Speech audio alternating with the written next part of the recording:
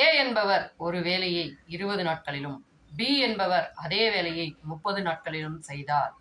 அவர்கள் இருவரும் அந்த வேலையை செய்ய எடுத்துக்கொள்ளும் நாட்கள் எத்தனை? இந்த கேள்வியை ஈஸியா நம்ம சால்வ் பண்ணலாம். எப்படின்னு நினைக்கிறீங்களா? ஒண்ணுமே இல்லை, எல்சிஎம். எல்சிஎம் கண்டுபிடிக்கிறதுக்கு நான் ஆல்ரெடி உங்களுக்கு மெத்தட் சொல்லி கொடுத்துருக்கேன். அதாவது எத்தனை நம்பர் கொடுத்தாலும் அதுல இருக்க மிகப்பெரிய நம்பர் எதுவோ அதை 1ஆல 2ஆல 3ஆல அப்படி பெருக்கிட்டே போனீங்கன்னா அந்த நம்பர், அதுக்கப்புறமா அதுக்கு இருக்க கீழே இருக்க நம்பர்ஸ் எல்லாமே அந்த பெருக்கின விடையோட வகுபட்டால், மீதமின்றி வகுபட்டால் அதுதான் அதோட எல்சிஎம். சரி, ஓகே, வாங்க. இங்க 2 நம்பர் கொடுத்துட்டாங்க, 20 மற்றும் 30. இப்ப இதோட எல்சிஎம் கண்டுபிடிக்க என்ன பண்ணலாம் அப்படின்னா 30 1ஆல பெருக்கி பார்ப்போம். 30 தான் வரும். 30 30ஆல வகுப்படுமா? வகுப்படும்.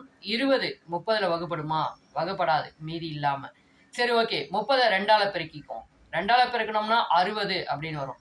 60ல 30 வகுக்க முடியுமா? கண்டிப்பா முடியுங்க. எத்தனை தடவை? 2 தடவை. அதை ஞாபகம் வச்சுக்கோங்க.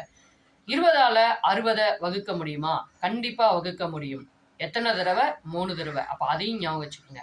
இப்ப 20 30 இந்த 2 நம்பரும் 60ல மிச்சம் இல்லாம வகுப்படுது. நம்ம வகுத்த அந்த எண்ணிக்கை வச்சிருக்கோம். ஒரு நம்பர் 3 தடவையும், ஒரு நம்பர் 2 தடவையும். 2ஐயும் கூட்டிக்கங்க, 5. இப்ப எல்சிஎம் கண்டுபிடிச்ச அந்த 60 5ஆல வகுத்துருங்க, 12. அவ்வளவுதாங்க ஆன்சர். ஏவும் பியும் சேர்ந்து 12 நாள்ல அந்த வேலையை முடிச்சுட்டு போயிட்டே இருப்பாங்க. இதே போன்ற கணக்குகள் உங்களுக்கு வேணும்னா நம்ம சேனலை சப்ஸ்கிரைப் பண்ண மறந்துடாதீங்க. லைக் பண்ணுங்க, நிறைய பேத்துக்கு ஷேர் பண்ணி விடுங்க. அடுத்த கணக்கு வீடியோல பார்ப்போங்க. பாய்.